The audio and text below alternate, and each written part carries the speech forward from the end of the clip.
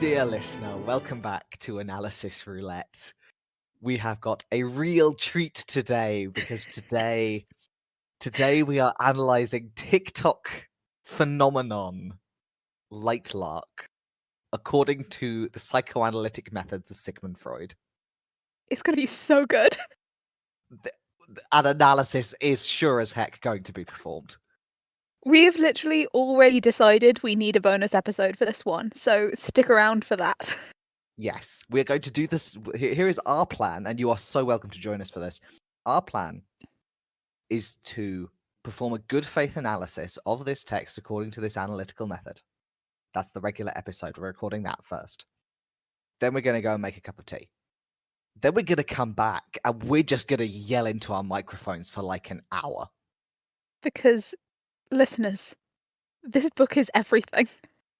There is so much to be said that we cannot say through the limiting framework of the podcast we have chosen to do. Of the podcast we have chosen to perform, and we need to share our many feelings with the universe. I am very excited. I'm in my little tent, I've got my favourite mug, and I'm about to be regaled. Yeah, the autumn is upon us, so I am recording this podcast with a hot water bottle on my feet, as is tradition. I will say this is the first time that I have not been uncomfortably warm in my little podcasting tent. It's a good sign, I think. I think it's a good omen. And I have my biggest favourite mug, which is a very nice one with little star and moon designs on it, which is very appropriate. Appropriate, yes. Thematic. Between this and the Yu-Gi-Oh jewellery, I feel like I'm doing it on purpose, and I'm genuinely not. To be fair, stars and moons, pretty common motif. Yeah, especially in my house. Right, but also in general, it's not hard to find stars and moons as a motif in stuff in general. People like stars. Yeah. People and like my podcasting tent is already made of like trailing silver ivy print fabric, so it's very atmospheric in here. Isla would be proud of you. I'm so cozy and curled up and surrounded by things that remind me of this book. Who could ask for more, really? And I'm about to be told a story. I'm gonna try. So we should introduce ourselves just before we really get started. My name is Duck. I use he, they pronouns. My name is Dia. I use they, them pronouns. And this is Analysis Roulette. This is Analysis Roulette, and we rolled high. We really did. The numbers were in your favour. So, TikTok sensation, Lightlark. This is a novel. I think we can agree on that. It sure is. Sure is a book. It's by Alex Astor, who I think is Abby. No, sorry? Their TikTok name. Yes, Ari Aster, I think. Ari Aster, who is Alex Astor on the cover of the book. Also a pen name, confusingly. That sort of makes sense, actually. It markets itself as a kind of dark fantasy Hunger Games. Well, the marketing is something we can get into later. Right, we're going to talk about that in more detail in the bonus episode. Yeah. But there is some resemblance in the basic premise. After that, it diverges a bit, I would say. Because the actual premise of Lightlark... Okay, so just to set out some terms of reference here, with Yu-Gi-Oh! And some other stuff, we've decided we're in summarizing, sort of give you, the listener, the answers, rather than the information in the order it is revealed in the plot. Yeah. We're going to do that here, because otherwise we will be here for a year. Yeah. So much happens in this book. So many things happen that are not connected to the things happening on either side of them. A lot of stuff happens. A lot of stuff happens in the last 3 chapters, especially. So much.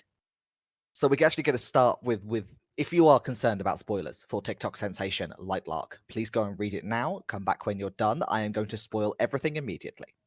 I will say, I went into this book having been thoroughly spoiled because I witnessed some TikTok drama we'll probably get into later. Despite not being on TikTok, I have people who send me TikToks that they know I'll hate. Your TikTok correspondence. I was thoroughly spoiled for the ending of this book, and yet was surprised by every single plot development that happened. So, There are if you're worried about spoilers, don't be. It there won't are help. so many surprises in this book. You will be surprised regardless. You will you will experience the emotion of surprise. But even if we did, in fact, give you just a linear step-by-step telling of everything that happens in this book, I think you would still be surprised when you read it. Quite likely, but also we would be here for longer than it takes to read the book. We would. So, So, Lightlark. long ago, the Six Nations lived in harmony. No, they didn't. They lived together. Yeah. Long ago, there were Six Nations. They were not a rugby tournament. Some shit went down, and Some the drama. world, basically, as in the island of Lightlark, got sliced up like a pie. And most of the people stopped living on the island and went off to live in further flung areas of the world according to their faction. And also, they were all horribly cursed. To Well, varying degrees of horrible and curse. yeah. The word Remember curse. the curses. They will be important. And yet they won't. But I mean, the specifics of the curses will not matter at all, but the fact of the curses will be important. Yes. Every 100 years, the rulers of these Six Nations get together to try to break the curses. I now so wish it was called Six Nations Tournament. That would have been amazing. Okay. I can handle this. It's actually called the Centennial, which is a much worse name. Mm. Like, that's And boring. still sounds like a sports championship, to be honest. True. And it sort of is. Yeah. The It's Centennial happens every 100 years when, for convenience sake, some portals open from the central island of Lightlark to all of the various regions. And all the rulers meet up and spend 100 days trying to break the curse. There is an elaborate system of rules and timings and events for them to compete in curse breaking, because there is an agreement that whoever wins gets their curse broken and gets to choose what curse gets broken, although it is never clear what reason any of them have for believing that they can just break one curse. this has never happened. Right, no one has ever broken one of these curses. This is all happening for the first time. Despite this being, I think, the 6th Centennial. Fifth, 5th, I 6th, think, something like that. fifth or sixth. It's fascinating to me how often we are told that the rules of the Centennial have changed over time, because given the number of Centennials there's been, 5 or 6 are both small numbers. That just means it's different every time. Yeah. These highly formalized and traditional rules that everyone has to abide by. Yeah. And it's quite unclear who is changing the rules as well, which It's doesn't help. unclear who is changing the rules, who is enforcing the rules, by what means. But nonetheless, To be honest, I'm not entirely clear on what the point of it is. I know that what the winner gets is a prize, but I'm not quite sure what their aim is. yeah, we're just going to have to accept. So we're going to talk about more of that stuff in the bonus after this. Yes. For now, we're just going to accept the things this book says about its own setting as true, even if not necessarily in ways we understand. Yes. So we will take it as true that the Centennial happens. The rulers of the nations, because they're all monarchies, even the one that's a parliamentary constitutional monarchy is a monarchy. Yeah. Mood. Imagine if you were a prime minister or something in this universe. I would read an entire series. She's like, yeah, so when are you going to be back from your Magic Hunger Games? Because we have to review just like some tax stuff. Look, it's either going to be 4 months or I'm going to die. Hmm. Those are the options. There is a prophecy. They are doing all of this because there is a prophecy. And the prophecy is not especially poetic as prophecies go, which I sort of respect, actually. But it basically says, if you reenact the conditions that led to the curse, you can break the curses. And this involves somebody dying. One of these rulers must die as part of the reenactment. Because when the curses were formed, all the rulers died trying to mitigate it, break it. It is unclear what people, or at least I didn't fully understand what people think the rulers like did the first time round, but they all died trying to be not cursed. We do find So out that whatever they think, they're wrong, so it isn't super right, important so we that don't we need to don't worry find too out much about what it is what they it think, is. because they are mistaken. Shall I just tell this backwards in a way to make it make sense? I think I'm going to just fully tell it backwards. It can't make less sense than telling it forwards. Okay, so trying to tell it backwards, what actually happened? Oh no, first there's an important piece of information here, which we have not named the factions, and for any of this to Right, make yes, of sense, course. of course, we must It's a name the YA novel. You must name the factions.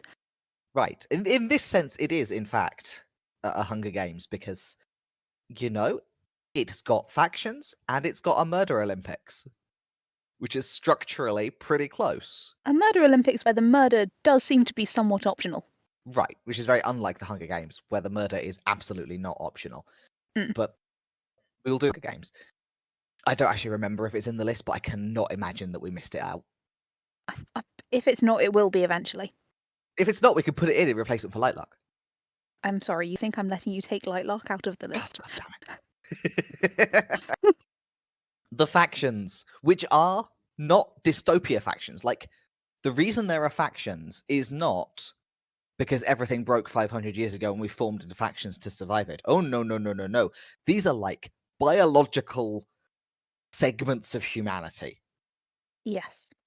They have magic powers based on which faction they are in, and they are sunlings, moonlings, starlings, skylings, wildlings, and nightshades.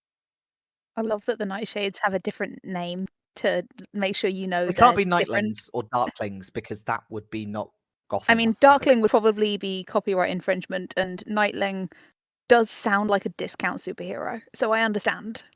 But it is funny. It is funny how little they match. Yes. Yeah. We also only ever meet one of them. Yeah. To the point where I fully thought that there was going to be a big twist about all the Nightshades except for their king being dead. That did not happen. There are lots of twists that feel like they're being telegraphed that do not happen. But there are lots of other twists that fully happen a lot. Oh yeah, there are also twists, but there are twists that you really think are going to happen. That Yeah, don't. I really thought that one of the things was going to be, well, obviously, the faction we destroy in order to free the other factions of the curse is going to be Nightshade because it is just him. He's the only one there is left, so we can just kill him. That was not where it went. Say like I did. I want to pitch this in early. There are things to like about this book, and one of the things I found a lot of reviewers who liked the book saying is that it was unpredictable. I will give it that. No, absolutely, it is. I will be the first to admit I don't understand what happened in this book. I'm part of the reason I'm struggling to summarize it is I don't fully follow the events of especially the last Yeah. 3 chapters. But if you're looking for an unpredictable read and that's like the thing you like in books, this will do you. Right, if what you're looking for is surprise, boy, do I have a book for you. And like I did go through a lot of positive reviews and a lot of them saying, this was so unpredictable. I didn't see a thing coming. I was like, you know what? I see why you liked it. You are Right, me correct. too. I can't Me argue. too. I saw none of this coming. Long ago, like 500 years, like quite specifically 500 years, the queen of the starlings, whose name is Aurora, had an elaborate romantic friendship falling out with the other rulers, involving her best friend, who was queen of the wildlings, Off with her fiance. running off with her fiance, who was king of the sunlings. Yes. Yeah. So she murdered them, understandably. But she wasn't very good at murdering them. She murdered them with the use of a powerful magic artifact she did not fully understand, and therefore cursed everyone forever.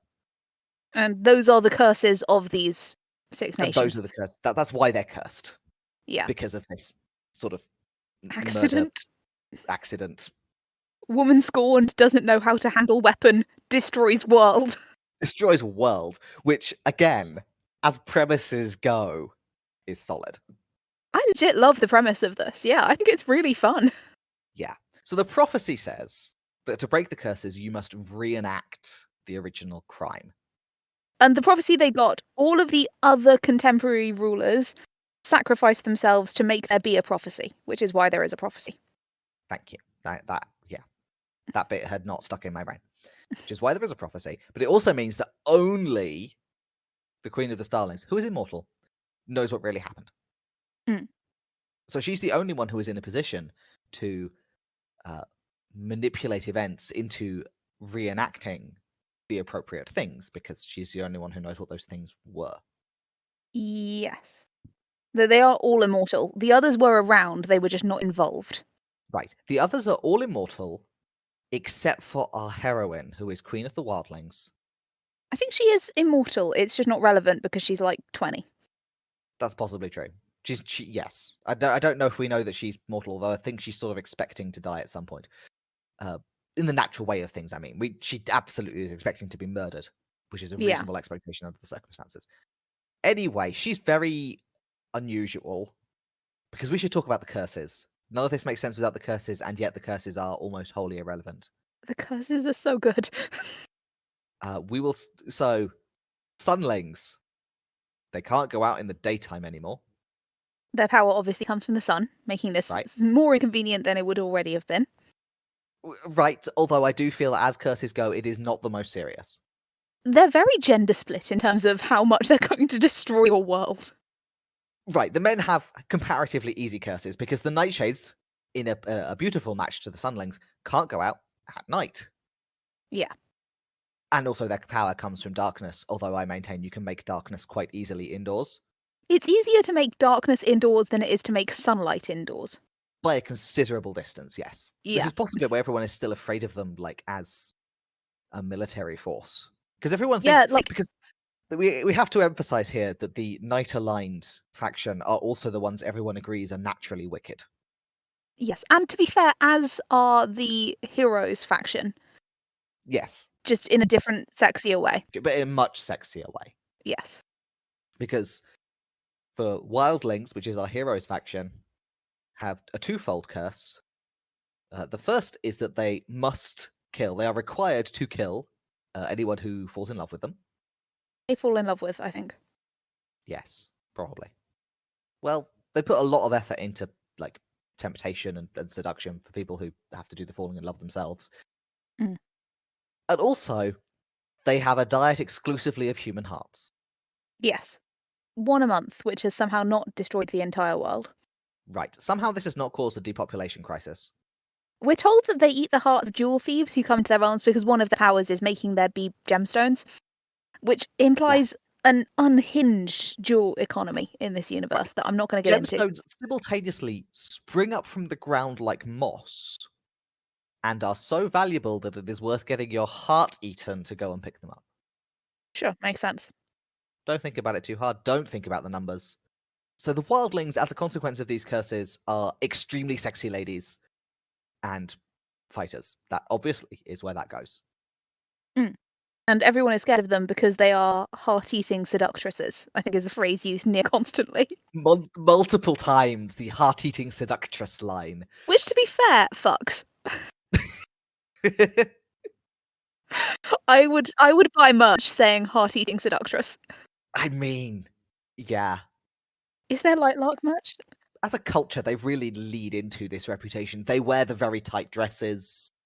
We don't get detailed descriptions of clothes, but most of the time I imagine that the very tight dresses is like, it's the kind where you've got the full skirt and then the bodice is just those like two strips up over the nipples. And apparently everyone in this universe wears modesty capes, except the wildlings have see-through ones. I love the see-through modesty capes. I also love that no one else is wearing the capes. No, Cleo is wearing a cape at one point, and we're told that nothing is visible beyond the cape. Right, she's wearing like an actually modest cape. I think Azul has a cape at one point, because the only way we're told that he's black is that his cape is touching his dark shoulders. Right, so Azul, we should mention. Exists. I have to warn you, listener, we are going to discuss Azul more than the book does. Yeah, I think we already have. Azul is king of the Skylings. Whose curse is that they can't fly. Their curse is that they cannot fly. Which they could previously. We are not missing anything there. Their curse is they cannot fly. Yes. They are deeply cursed. He's very sad because his husband died at some point. This is all there is to say about Azul. successfully poisons the villain of the book after working out her evil plan and then tells no one. Right. He plays a vital plot role off screen, which he reveals to no one, thus enabling her to be freed. So this action achieves nothing. Literally nothing except for to incriminate him because everyone thinks he's poisoned another person for no reason whatsoever. Right, because she's posing as her own sweet, nice, innocent descendant. Descendant, yes. She is, to be fair, also cursed. We must say. Yes. Cursed when she blundered and cursed everyone, she did also curse herself. No, she didn't curse because she didn't receive her usual. She cursed her people, not herself. Right, she cursed her people. She alone in all the world is not personally cursed, but it doesn't really help because Well, the and curse Isla. on the Isla. curse on the starlings is the sea comes to get them every full moon. That's the moonlings. Sorry, it is the moonlings. That's the real curse. Yeah, what the fuck do the starlings have? They die at 25. That's the one. This That's is the what we one. mean when we say the girl curses are worse. The girl Isla's curses are people are worse. cursed to kill anyone they love and have to eat hearts. Cleo, who is the bitchy character we find out is bisexual in a throwaway line, is cursed. We're repeatedly told that her curse is the easiest one to deal with, but her curse is that every full moon the ocean actively hunts down her people to kill them. Yep. And then the starling's curse is that everybody drops dead at 25. Everybody drops dead at 25. We are repeatedly told, the economy is in shambles. Yeah. Their land is in ruins because everyone just drops dead at 25. Yeah. Meanwhile, the men can't go out in the sun, can't go out at night, and can't fly. We are instructed by the book to take all of these curses equally seriously as problems. Except for Cleo's. Except for Cleo's, because the moon causing the sea to, to the point where not only do they need to be, not be on boats, but the sea, climbs the sides of their island and is busy battering down the palace. And at some point, they're like, it's totally going to succeed in breaking into that castle and just eating them all. It's really quite aggressively killing them all. But do you know what's worse than that? Not being able to fly. Also, they all wear faction colours, which sounds deeply inconvenient for the moonlings, who wear white. At all times. Not to mention, the starlings all wear light grey and silver at all times. Yes, they do. Which, if you look up the character concept art, these two women look nigh identical. They would, yeah. They also have colour-coded hair. Of course they do. Because of course they do. Why would they not? I love this.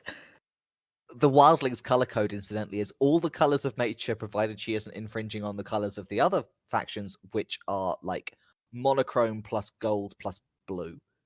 Sky blue. Apart from those colours, she can wear all the colours. And silver. Yeah, that's in the monochrome. So I always think of monochrome as including all the greys.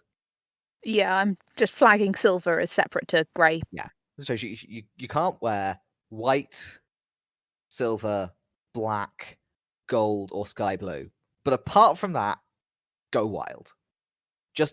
I just want to flag this up because I feel like the wildling's curse, very bad, but the wildling's universe assigned fashion limitations, by far the easiest. Yeah. Even if you have to be sexy and seductress. Yeah, they do at all times have to be sexy. They are very sexy lady warriors. I don't know if there are male ones, we don't meet them.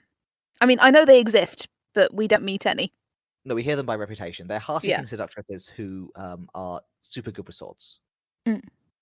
Just imagine, Marines, the mythical status of the US Marine, but with, skimpy bodices and being sexy ladies who eat hearts. Yes. And they all love weapons. They love weapons so much. All SWAT teams in this universe are made up of heart-eating seductresses. All of the factions also have a superpower, which they had precursors. That's just part of their biology. The wildlings one is they can make gemstones grow from the ground and control vines and make flowers grow and things like They have that. a bunch of plant powers, including gemstones popping up from the earth because it's all nature. They are all Cordelia Hale from Witch, except brunettes. Our heroine, Isla, has no powers because she has a personal curse that means she's not cursed. Yes. Because we are told of her mother not killing her father, which really questions how anyone gets born in this world. Right, her mother didn't kill her father. So her father killed her mother just after she was born as a consequence of not having been killed because like sort of curse vengeance mode. How are these people procreating? One night stands.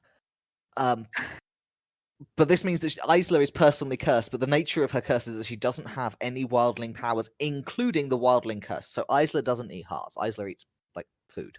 She eats a tiny slice of heart at one point and spends the entire night throwing up, which... Look, I understand that we are in a melodrama. I accept this. But if you are up all night retching blood, I don't care what you ate, what you have there is called an upper GI bleed, and it's very serious, and you should go to hospital. I've been a vegetarian for 6, 7 years now. I think I could probably eat one tiny slice of heart without feeling sick. Isla's just a bitch.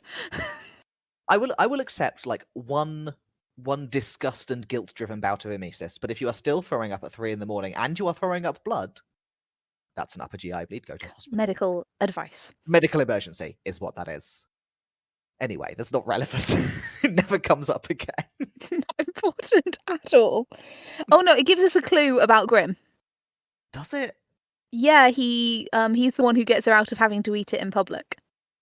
I guess that's a clue, but only if you regard stop like socially and publicly tormenting this child as necessarily a clue that he knows what's up with her. Well, everyone else wants to torment the child. Right, but I still feel like stop tormenting this child at this dinner party. I don't want to watch her eating a heart, it's gross. Mm. Is something a person could feel without necessarily being But you've engaged in a forgotten, complex web of this is villainy. King Grimshaw of the Nightshades. We're not supposed to expect him to be nice. He is my favourite character. Azul is mine, but I see you and I understand. I just love Azul's poisoning plot so much. The poisoning plot is great. The doesn't tell anyone so nobody gets to capitalize on this in any way is particularly good. Icon behavior. But on the other hand, we must accept Grimm's shiningest moment of wonderfulness when one of the The silly Dragon's Den trials, bit. one of the trials is Dragon's Den. They pack an auditorium, and I mean pack the auditorium in the democracy sense because they fill the auditorium, which is going to vote on them, with members of one of the factions because they're the For ones who live nearby. overseas audiences, Dragon's Den is the British name for what Americans call Shark Tank, the TV show where you pitch your inventions. We pitch your inventions, and they take turns pitching their inventions to the crowd. Yeah. And Isla has an extremely unnecessarily dramatic moment, but we won't dwell on it because we're dwelling on King Grimm, who, when it's his turn, walks out into the center of the auditorium and says, "We produce nothing of value," and walks off. I mean, me at uni. Absolutely beautiful. I love this is stupid and I'm not doing it. It's so good. Absolutely beautiful. Also, based on what we find out later, he is choosing this. He had months to prepare for this. He knew it was coming. This was his plan. This was his plan. This was a Okay. choice. This is supposed to be the serious one before the bonus. I have to drag us onto some kind of track. Yes. Okay, sorry. I cannot contain myself. It's so hard. There's so much that we need to sit. We're just screaming now, microphones. Okay, at so this we've done the world building. We've covered the world point. building. Done the world building. The plot. The plot. The plot is basically 2 strands.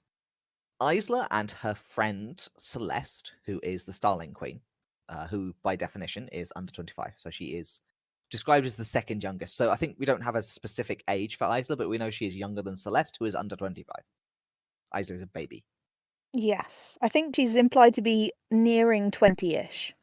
Yeah, this wouldn't stand out so much if the other rulers were not all 500 years old. Yeah. Isla has concocted a plan with Celeste. This plan is she's going to conceal her lack of powers for as long as possible. She's going to appear as middling and mediocre as possible during the first half of the Centennial, which is the trials and the displays and the Dragon's Den episode, in order to, in the second half of the trial, get paired with Celeste as like the spares. Yes. They're trying to encourage a pair the spares plan, and they're the spares, so that they can spend their time hunting through libraries and collections of vintage magical artifacts I don't think Isla really had to pretend to be unimpressive.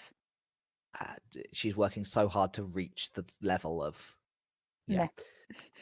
She's, because of course she is actually very impressive and keeps accidentally showing off. It's a very young adult novel in that way. It's quite charming, really. We will talk about the details in the bonus episode. We will. They are doing, but they're going to spend their time hunting through the libraries and armories in search of something called the Bond Breaker, which will be a way to just break the curses on their own factions. Is the theory. While Isla is trying to enact this plan, she keeps being disrupted by all the very old men around her falling in love with her. Excuse me. Except Azul, Except for who Azul, is gay and also not present. who is gay, sad, and missing. The title of my upcoming indie album. It's Yes. The men who are not gay, sad, and missing are interrupting Isla's very cunning plan to do very little. Yes, well, she's just trying to survive the contest, while actually what she's doing is searching for the Bond Breaker. Mm. And she gets caught up instead in the Sunling King's plan to find the original powerful magical artifact that was misused to create the curse, because he's pretty sure that that's what needs to be used to break the curses, that's a vital part of the reenactment. So he's hunting for this other magical artifact, and he ropes her into hunting for that. Mm. He succeeds, she doesn't. So they have the Heart of Lightlark, which is a powerful magical artifact that does powerful magical artifact stuff. Then Celeste comes along and says, I found it. We can do the thing. Also, people are getting murdered through the book, which is putting everyone really on edge. All of this culminates through a series of steps that certainly followed one on the other, although I cannot reconstruct them now in my head, in a showdown on the wildling bit of the Lightlark Island, which is all in ruins because no wildlings live there anymore. Mm. It actually, there's not a lot of description in most of this book, but what we do get, I did find, led my imagination to produce some really cool scenes about the wildling ruins, because it's like a glass castle. It's like, and I'm imagining like the Crystal Palace surrounded by the Wall of Thorns from Sleeping Beauty. Yeah. Very cool. There are some weird descriptive choices, but there are a few passages here of really nice description of cool settings. Yeah. The environments are some of the best described bits, I think. Yeah. So I will say at one point a city is described as cliffy, which I love because I just kept picturing Cliffy. I was imagining at least Edinburgh. When I heard Cliffy, my brain just went, it's like a little city that pops up to help you write a letter. You seem to be trying to hold a centennial. But there's nothing actually wrong with it. It just made me laugh. There are some really lovely descriptions here, even if some of them are a little bit weird. Yeah.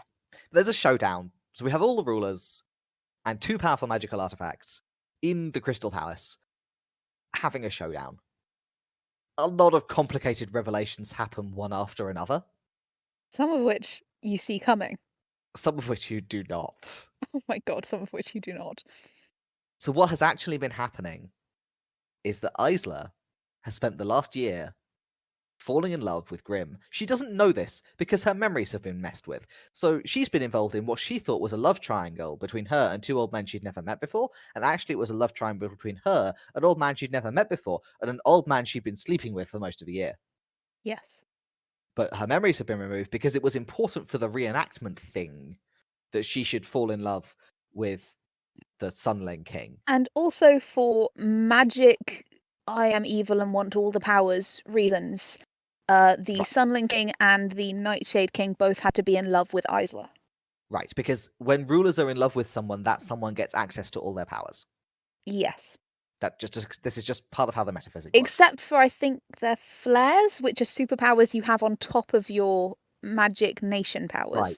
Which would matter, which would hit better if we had enough information about any of the powers to be surprised when something turned out to be a flare instead. Especially because we're told that Oro, the king of Sunling's flare, is he can tell when people are lying to him, which would have been very helpful had Isla spontaneously developed it, and the fact that we don't know for sure whether she did or not is quite confusing. Yeah. But because Isa is cursed to have no wildling powers, she therefore has no experience with power and therefore hasn't realized that she in fact has all of the powers except the starling power, because Yeah. the two old men are in love with her. And then it turns out the bond breaker artifact actually does the reverse, and it lets The Celeste, who bond is revealed maker. to be Aurora, steal all her powers, which means all the powers. She will rule as queen over everything with all of the She is the powers. avatar. Yeah. Unfortunately for her, it goes wrong. I can't.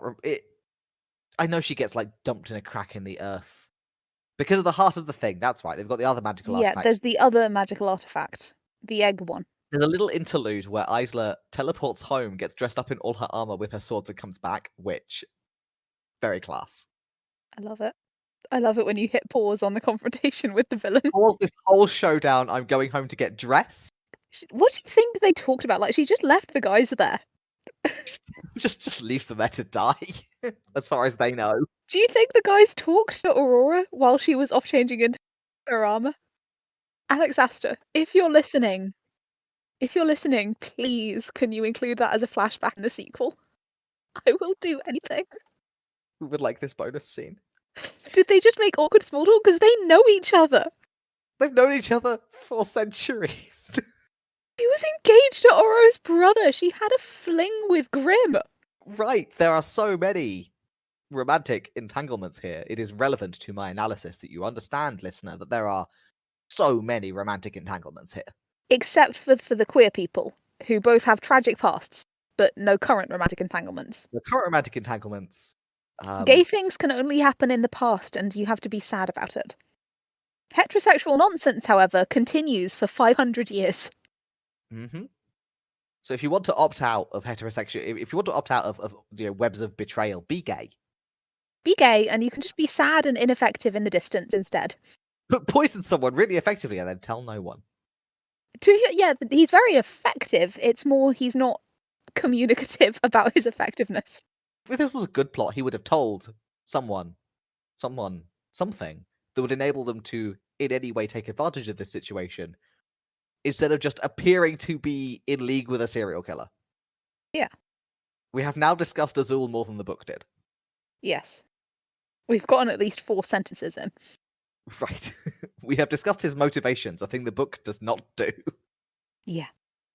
Anyway, it does tell us that he's gay and sad. It also briefly tells us that he's black, or at least that he has dark shoulders. I mean, sufficiently briefly that I did not notice. That yeah, I didn't. I only noticed because I had seen the character art. Yeah, I was not aware. I did get that he was gay and sad. That part was communicated to me. And wearing blue. He is gay, sad, and wearing blue. The follow-up album. There is a web of betrayals as as everything comes out that Celeste is really Aurora, and Aurora really created the curses because her sister and best friend, same person, was having an affair with her fiance, which was Oro's ancestor, the Sunling I think King. his brother. Sorry, yes, he was brother. I'm too used to thinking in terms of primogeniture, in terms of kingship. Mm. But the important bit is that the Starling's best friend is having a romantic relationship with the Sunling King, and then one of the best friends murders the other, and that's how the curses got created. And Isla works this out, uses the Bondbreaker magic artifact to reverse the power stealing, so now she has all the powers and Aurora has no powers.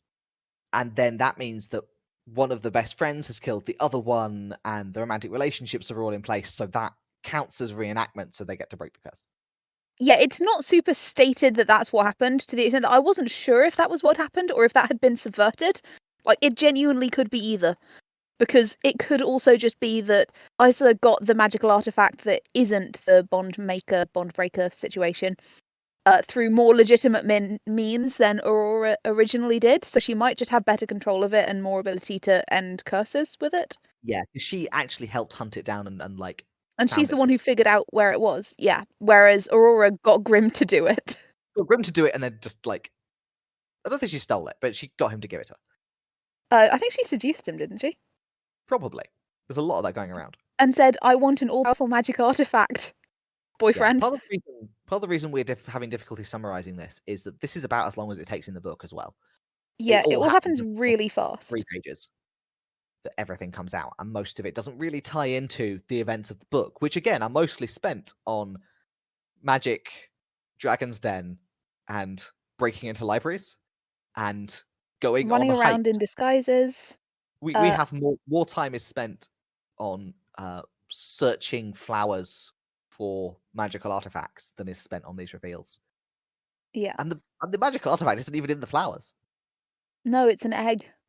It's an egg. Like the moon. And the sun. We're not going to spend too much time on the egg, but We will it's an return to egg the egg in the bonus episode. like the moon, which is an egg. I mean, I also have watched Doctor Who. God, I'm gonna The moon die. is an egg. Okay, well that's, So, and then we get to the end of the plot, which is right. our love triangle will be revisited in a future installment. I apologise that it has taken us 40 minutes to do this. It's because this plot is massively convoluted. Yeah. Like, I am genuinely doing my best here. I just don't understand what happened in this book. To be fair, I'm not helping. I'm heckling. This is also true and has been a hindrance. Well done. For your punishment, please explain to us Freudian psychoanalysis. So, you might need to interrupt me because we did agree on a definition of psychoanalysis. Psychoanalysis. We're sort of working on the psychoanalysis minus the whole Oedipus bit. Yeah, so we've separated psychoanalytical readings into Freudian and psychoanalytical brackets other. So my understanding is that the other category comes essentially from the psychological theory that psychosis symptoms of mental unrest are caused by sort of these latent problems in the unconscious mind. Which might be sort of unresolved issues that you developed as a child, traumas you've repressed, things like that. And the idea that Freud had was that you could cure people by making these unconscious things conscious and delving into them and understanding yourself. Yes. On a literary level, Mhm. the understanding is that these unconscious traumas, strangenesses, things that don't sit right with us that we're not consciously aware of are exposed in our writing. They sort of leach out into the prose. Yeah. This is why you will get sort of reviews landing what are often fairly cheap blows about, this author has daddy problems. Yeah. And it can also it can be sexual, but it can also be like, hey, is it me or does J.R.R. Tolkien have a bit of a thing about spiders? Right. Which he maintained he didn't for his entire life, but we do know that he was in a very frightening incident with a large spider as a child, and that there are lots of scary spiders in his writings. Right, exactly. We know that he has more than once, unconnected in any kind of sequence of events, more than once his hero's face being attacked by giant spiders and wrapped up and left for dead. Yeah. And it can be a positive as well. Like like a sort of recurring joke about Rick Riordan's Percy Jackson, etc. books, that most of the women described as having affairs with gods have some kind of like mystical connection to that god, whether it's because they are in a line of work or they have a passion that appeals to that god, except for the woman who is based on Rick Riordan's wife, who is just super cool and the gods like her. That's sort of the nice side of That's so psychoanalytical wholesome. reading. It's so cute. Everyone who meets her in the books is just like, God, Poseidon was right, she is the best. She's just great. There are the three sexiest things in the world to Rick Riordan are being super passionate, being super talented, and being my wife. And that's so valid. But like, that's kind of the nice side of it, is things that are really good and positive within you can leak out without you consciously putting them into what you write. Yes. And the other thing to bring in on the more sort of psychotherapy side is this concept of sort of projection, Yes. which is one of the terms that's made it into pop psychology. Oh. But in this case, in a way that is not far off from what I can make out what Freud was thinking with it, which is that you have your internal feelings, and rather than be aware of your feelings, you project them, and you see them as feelings someone else is having. Mm. So the sort of therapeutic classic one, because a lot of this is really focused around for Freud is really focused around the sort of therapeutic relationship. He's not Yeah. normally thinking about regular human relationships. He's either thinking about the relationship between a person and their therapist or a child and their parents. Those are the two relationships he's mostly examining. But the sort of classic, simple enough to be classic, but actually not necessarily oversimplified. This is actually kind of the theory: is you are engaged in talking therapy with your therapist, and you feel that your therapist is disgusted with you or angry with you. Yeah. This is because that is what you're feeling about yourself. Mm. But instead of being aware of it as an internal feeling, you interpret it as a thing your therapist is feeling. Yeah. So so projection is understanding your internal stuff as happening externally in other people. Yeah. I am ashamed of my phobia of fish, therefore I assume that my therapist to whom I'm opening up is judging me for my phobia of fish. Exactly. I assume everyone's judging me for my phobia of fish. It's just a very silly phobia. I don't judge you for your phobia of fish. You should. I'm deathly terrified of wasps, who are That's so valid. approximately 100,000th my size. We've all got them. Right. Everyone's got stupid fears. Human condition is to have stupid fears about stuff. Which is, to be fair, a lot of psychoanalysis. It is. We are not talking about the sexual stuff in psychoanalysis. Freud had a lot to say. Yes, we've put that in a separate category, so that We've put is that in a coming. separate category. We will at some point roll for a Freudian analysis, and at that point, we will discuss Freud's theory that literally all of human culture, all art, all science, all relationships, all architecture comes down to wanting to fuck your mother. He had a lot to say. He had a lot to say, and it took him something like 40 years of professional work to consider that people might do things for reasons that were not fundamentally about sex. I mean, I get it. You come onto one good idea and you're like, I've got to milk this for everything it's worth. I'm not sure I would describe it as a good idea, but we will discuss this in more detail when we roll that. This week, however, we've rolled other psychoanalysis. So we're going to look at this sort of projection stuff and this idea that what you're really thinking comes out in your work. Although mostly I have sort of stuck to within the text here. I've not tried to analyze Alex Astor based on this book. Yes. I have mostly tried to analyze this book based on this book, which is already a challenge. There's so much of this book. Yeah, for not a long book, it has a lot of book in it. Exactly. It's very dense. It's very compressed text. Yes. I'm not going to sort of go into too much sort of elaborate description of individual events, partly because, as I said, I do not fully understand most of the events of this book. This is probably a flaw in me. I am It instead all going to happens jump very straight in quickly. with my thesis statement rather than work up to it, which I realize is backwards in terms of essay form. Yes. But that's what I'm going to do. So here is my thesis. Nobody in this book is relating to each other. They are all reenacting the stories that they've been told about the curses being formed. All of this, everything that happens in Lightlark, is psychodrama. Mm. So this is all recapitulation of the stories they've been told and that they've told themselves about what happened and what it meant. Grimm is being evil. Grimm is like choosing to be a villain because being evil is how he can make sense of things. He's making his choices according to the rubric of I'm going to be evil, as a way of his ego coming to terms with his id. So his this is another Freudian thing: is you have the super ego, the ego, and the id. The id is like your drives and desires, and the Mm. ego is the part of you that makes rational decisions. And you get into a lot of difficulty trying to mediate between sort of reality and rationality on the ego side and inherent instinct and drive on the id side.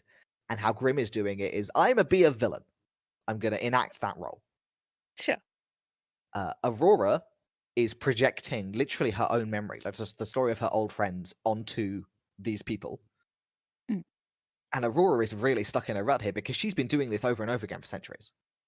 She's never, especially, I think, had this particular plan, but she has been for centuries thinking of and feeling about these people as if they were her old friends who she either killed or watched die as they tried to, like, alleviate the problems she has caused. And meanwhile, Isla, who is ignorant of a lot of what really happened, but what she's acting out in a very directly Freudian, coming to adulthood way, she is acting out a conflict between who her parents want her to be, meaning here her guardians, the people who actually raised her. Because the people who raised her have a whole plan about how she is supposed to be a seductress, and she is supposed to go out and seduce one of these other rulers, and that's going to be the means by which their whole realm is protected. But that's who she's got to be. She's acting out the conflict between that and who she's trying to form herself into in defiance of that. And what it does in the end is all circle back to being who they wanted, but in a more complicated way. She's spends most of this book rebelling against the you have to go and be a seductress pressure, Whilst accidentally wearing her sluttiest dress to dinner. including things of this nature. Um, and the net result of it is she succeeds in the seduction that she was trying not to try to do, Yes. which is very, very Freudian, actually. It's very Oedipus.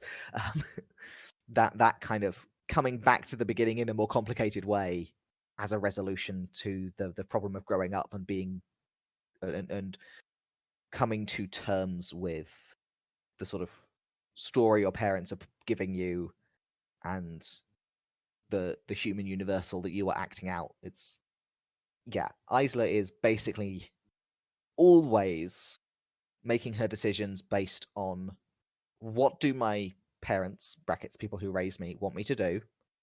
How can I rebel against that? That's what I'm going to do. Mm. What I am saying is that none of these decisions make sense. No, that The is a plot notable itself is trait a of Isla. sequence of events that happen one after another, and some of them seem to follow and some of them less so.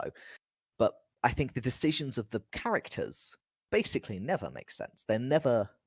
It's not just that they're bad decisions, it's that they're decisions that have nothing to do with the material facts that they are facing. Which is because none of them are acting in response to anything around them. Mm. These people are reacting and reenacting these internalized stories. So they are only aware of the shape of the myth they are either trying to act out or trying to rebel against. The material details are not even present in their decision making. Yeah. Isla is never looking at the situation in front of her and deciding what to do about it. She is always choosing between the story her parents gave her and the story that she has written together with Celeste. Yes. Unfortunately, neither of these stories is happening, but she doesn't know No. this because she doesn't stop. Or not meaning in a judgy way. She doesn't stop to look, but her awareness never escapes from the bounds of these two stories, and that I think is very it's psychodrama. That's my thesis, is that everyone in this book is doing this same thing. Everyone is acting out a myth or reenacting a memory, and the places where those things contradict are kind of where the plot finds its room to happen. But at no point are the people in this book making deliberate choices that drive the plot. They are always acting out of their internal drives, including a lot of assumptions they're making about other people based on casting them within that psychodrama. Mm. Does this sound right? Or at least plausible as a reading?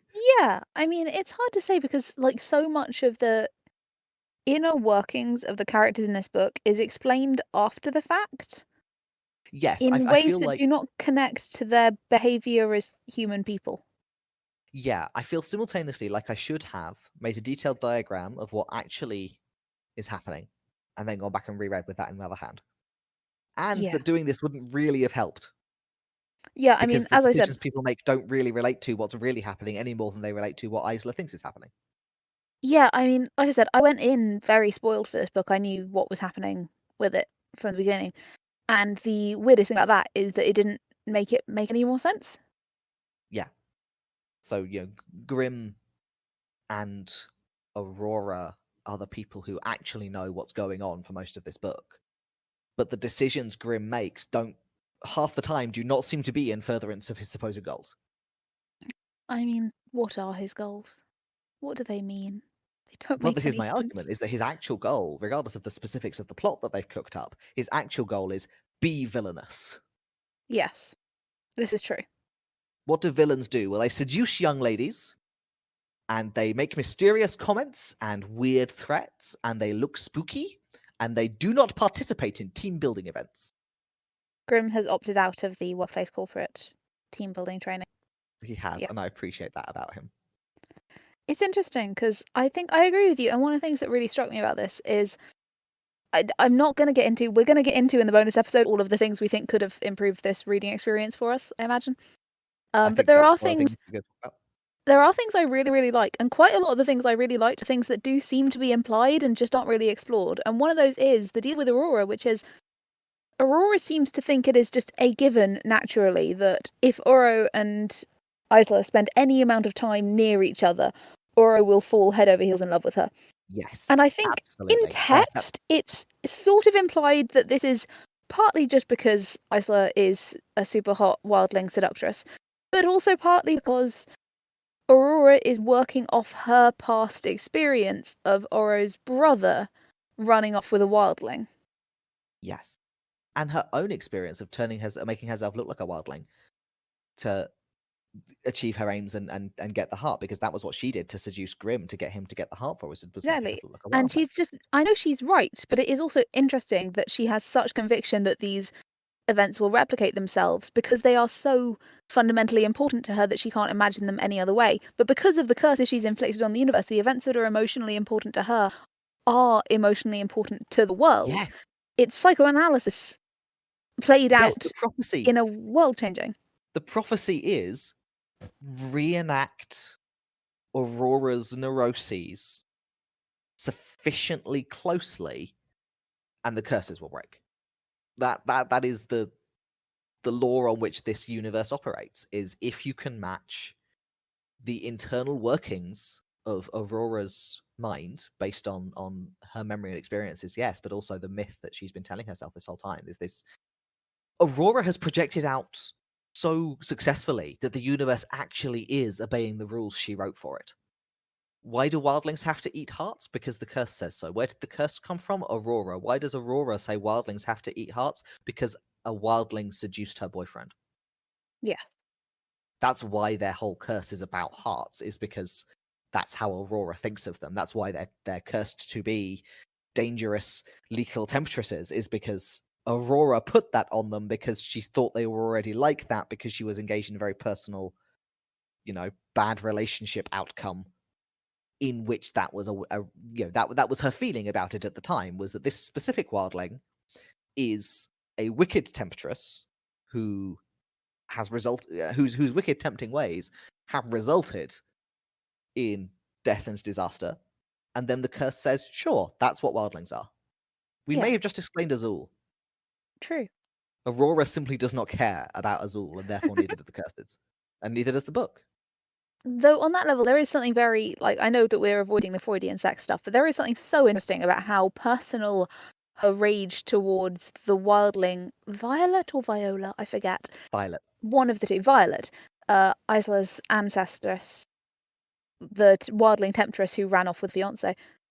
The interesting thing about that is how personal that rage is, and how all she really wants to happen to Oro as the substitute for his brother who ran off on her is for him to be heartbroken.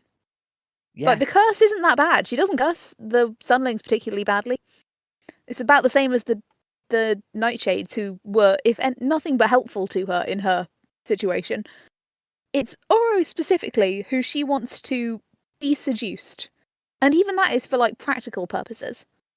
Right. But I think it is a combination of practical purposes because she wants all the powers, but also because last time this happened, the Sunling King got seduced and her heart got broken. So next time this Yeah. happens, the Sunling King should get seduced and his heart should be broken. Yeah, it's projection on a global stage. Right, it's a mythical level payback.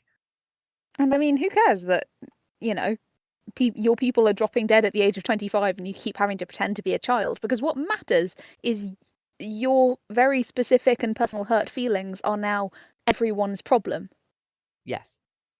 And I think it's very relevant here, actually, that Isla is so much younger. Baby. Right. Specifically, though, And these men she is fucking are so old. they are so old. But Grimm and Oro and Aurora and Cleo, but she doesn't really matter. And Azul, who really doesn't matter. And Azul, who really doesn't matter.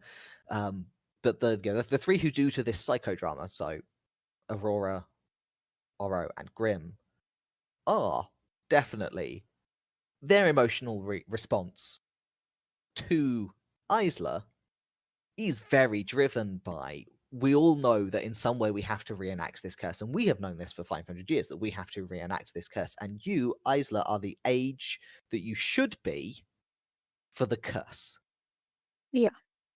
Like, she is the age that their predecessors were, or that Aurora was, when all of this kicked off, which makes it so much easier for them to project onto her as the representation of her own wildling ancestor, because she is not an immortal who simply looks that old, who they've known for 500 years. She actually is 20 years old in the first throes of figuring out what romance is.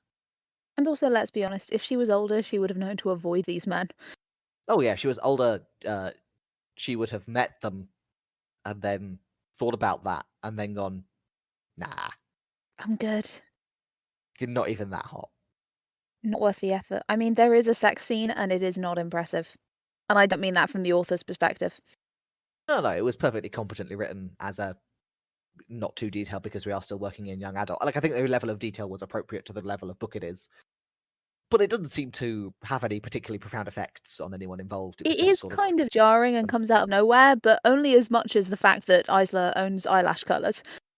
yeah. Lots of things in this book come out of nowhere. In this way, the sex scene did not stand out. And it's described as being, like, really good sex, but not in a world-changing way.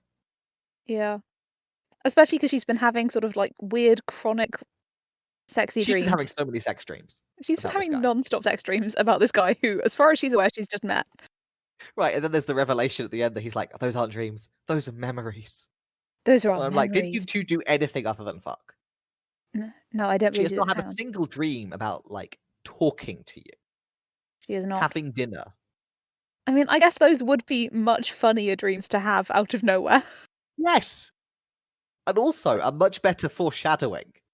Yeah, because to be honest, having crazy sex dreams about a guy you just met is so par the course for sort You're of 20 in a very stressful 20-year-old situation. protagonists in sort of ACOTAR adjacent genre fiction.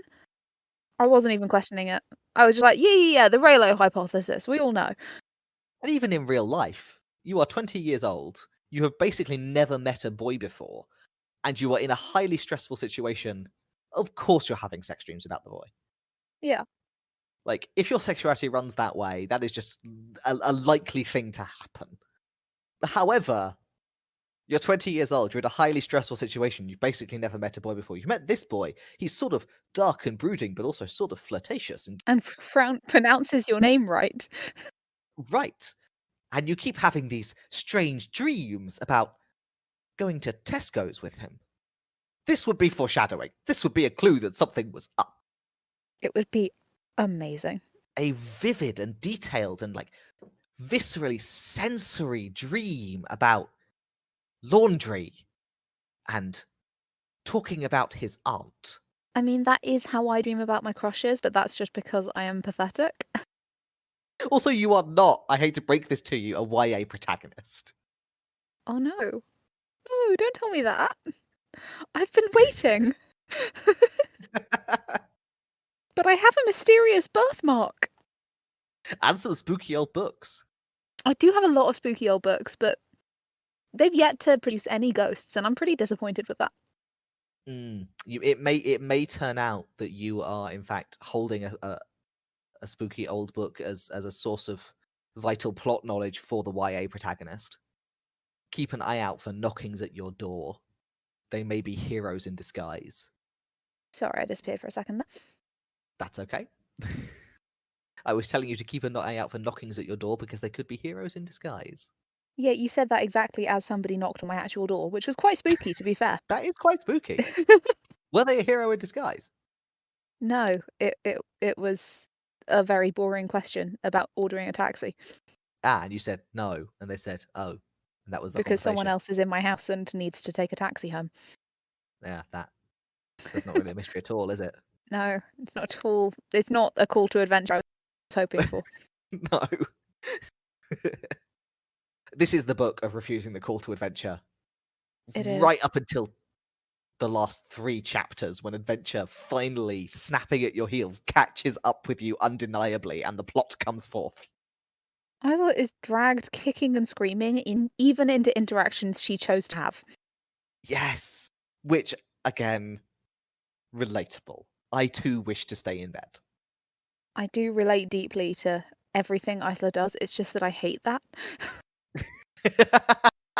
That's it. That's the thesis. She's just so You will project stressed. onto this character and you will not like what it tells you about yourself. She's just so stressed and confused all the time. She's wearing sexy clothes by accident and she doesn't like it. She falls into a fucking pond. She does. She does. She gets kidnapped and is a bit useless about it, which I also would be. She goes home to change before the big showdown, which I would not be that cool but deeply respect. I love Isla. I don't know what's going on with her at any point, but I do enjoy reading her doing things. I enjoyed her Because she does visit to just the do Cinderella tailor. things. Yes, oh my god, and the intrigue that he doesn't make gold clothes. I love that there is Suspicious. a single tailor for the whole society. Yes. He doesn't even have an apprentice. It's just him. Except for the Sunlings. Right, who have their own tailor, and this is presented as such a mystery. Which is never resolved, by the way. No, it's just brought up that because it's going to cause plot inconvenience because she can't disguise herself as a Sunling. Because she has hair dye, but she does not have the capacity to produce her own gold clothes.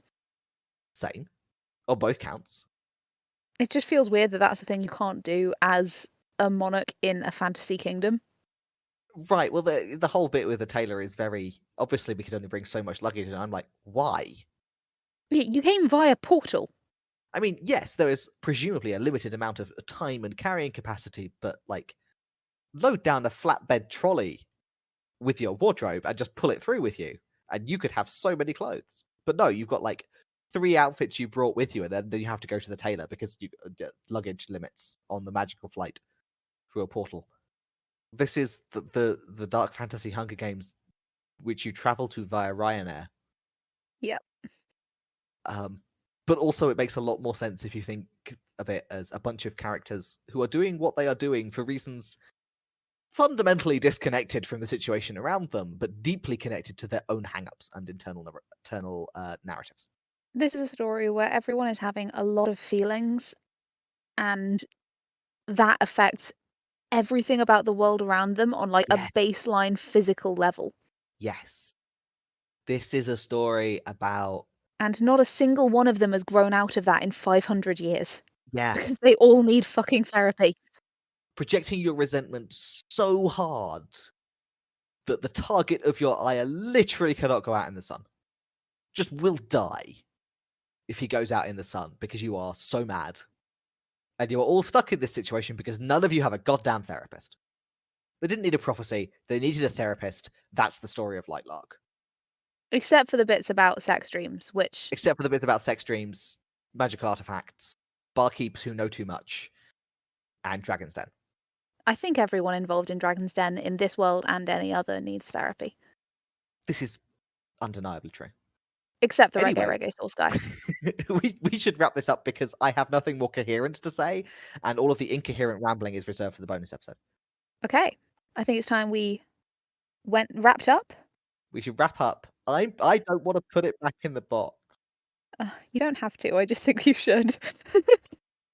So hard to understand it well enough to analyze it. There's so much happening, and I don't follow. I'm so confused by this book. I'm too stupid for this book, dear. This book is too complicated for me. The problem is this book is aimed at a demographic that has very different demands of plot than you and I, and that's That is fine. slightly Like, more comforting than what I thought you were going to say, so I'll accept it. I feel like it is aimed at a demographic that has very specific needs, which it meets. It's just that those Right. are not needs in which we share. Right. I think this is very much a book written for wanting to be surprised at every turn. And that's a valid request to have of a book. It's just not one I personally have. Yes, I think a lot of the sort of stylistic issues I have with it, and no, not in the sense of necessarily of disagreements, the stylistic difficulty I have in understanding what's happening is that I keep trying to understand what's happening as if it was a sequence of events that made sense if I understood them, as opposed to a sequence of things happening one after another whose purpose is to surprise me every time. And to bring you to the envisaged endpoint. Yeah. There is a bead at the end of this string, but the previous beads are not materially connected to each other very well. Okay. I Should don't we want roll to put some it back. dice? Yes, roll some You dice. don't have to put it back. You can put I'm not anything putting in. it It's back. okay. We'll put something else in. Let's roll some dice. Okay. I think I have a 16 to roll. Yes, 16-sided dice, a normal thing to have. Normal to want, possible to achieve. 11. Archaeological. Interesting. So this is, what can this text teach us about the time and place in which it was produced? This could go in some directions. Okay, and then 101. Give me a second. Oh. Fuck my fucking life, I recognise that number. I got a 50, which is Food Wars, Shokugeki no Soma. That's a really interesting one. We've done so much anime. Okay, let's go. We have, but yeah, Yeah, you're gonna have to send me some episodes to watch. And I you will. can. So, listeners, you have two options. You can wait a couple of weeks and we'll be back with an archaeological reading of the Food Wars anime. Or you can come back right now, because when we'll have had a cup of tea and we're ready to talk about our feelings about Lightlark. I'm looking forward to the bonus episode. I will see you there. Have at. Bye bye, guys. See you next time. You've been listening to Analysis Roulette, a podcast applying a randomly selected mode of analysis to a randomly selected creative work, just to see what happens. Your hosts have been Dia and Duck. You can find us on Spotify or on YouTube, and if you'd like to get in touch, you can send us an email at analysisroulette@gmail.com. And remember, if you like our show, share it with your friends, and if you don't like our show, share it with your enemies. Thanks.